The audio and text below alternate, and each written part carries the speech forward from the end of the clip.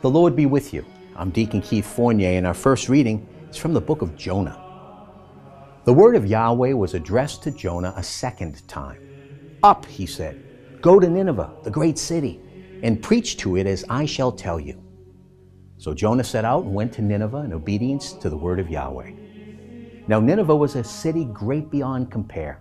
To cross it took 3 days.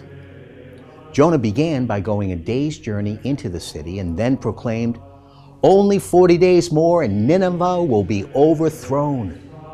And the people of Nineveh believed in God. They proclaimed a fast and put on sackcloth, from the greatest to the least. When the news reached the king of Nineveh, he rose from his throne, took off his robe, put on sackcloth, and sat down in ashes.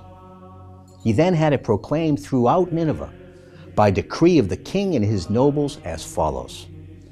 No person or animal, herd or flock may eat anything. They may not graze, they may not drink any water. All must put on sackcloth and call on God with all their might. And let everyone renounce his evil ways and violent behavior. Who knows? Perhaps God will change his mind and relent and renounce his burning wrath, so that we shall not perish. Now God saw their efforts to renounce their evil ways, and God relented about the disaster which he had threatened to bring on them, and did not bring it. In our response, from Psalm 51, for I am well aware of my offenses. My sin is constantly in mind. Against you, you alone have I sinned. I've done what you see to be wrong, that you may show your saving justice when you pass sentence, and your victory may appear when you give judgment. Lord, give me back the joy of your salvation. Sustain in me a generous spirit. I shall teach the wicked your paths, and sinners will return to you. In your graciousness, do good to Zion. Rebuild the walls of Jerusalem. Then you will delight in the upright, sacrifices, burnt offerings, and whole oblations, and young bulls will be offered on your altar.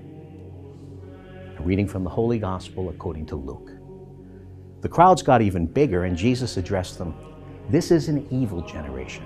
It's asking for a sign. The only sign it will be given is the sign of Jonah.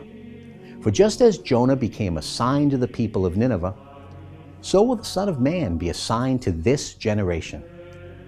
On Judgment Day, the Queen of the South will stand up against the people of this generation and be their condemnation, because she came from the ends of the earth to hear the wisdom of Solomon. And look, there's something greater than Solomon here. On Judgment Day, the men of Nineveh will appear against this generation and be its condemnation, because when Jonah preached, they repented.